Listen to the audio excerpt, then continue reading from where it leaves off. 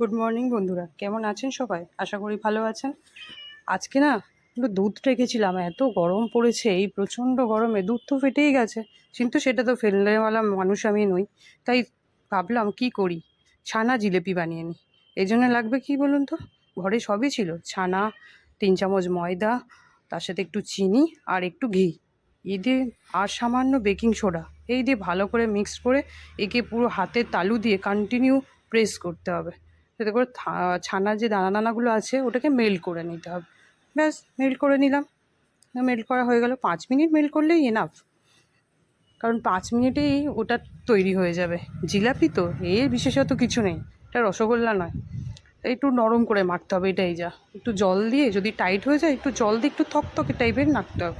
এটাকে আধা ঘন্টা রেখে দিলে, এই ডোটা রেস্টে রেখে দিলে না, এটা টাইট টাইট হয়ে যাবে। এই দেখুন এরকম হয়ে গেছে।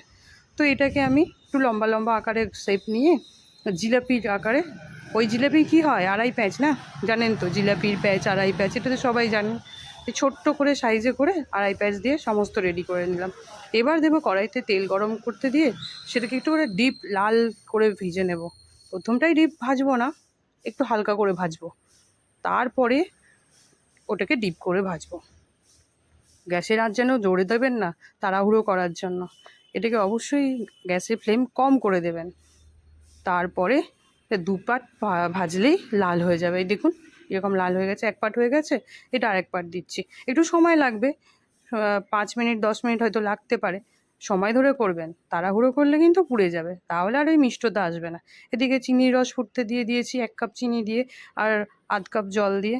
এবার এগুলো হয়ে গেছে, ওর মধ্যে দিয়ে দেবো, দিলেই আমার ছানার জিলিপি কমপ্লিট। তাড়াহুড়োর জিনিস নয়, দেখতে খেতে ভালো লাগলে তো একটু সময় দিতেই হবে, তাই না বলুন? দেখুন হয়ে গেছে, কমপ্লিট আমার।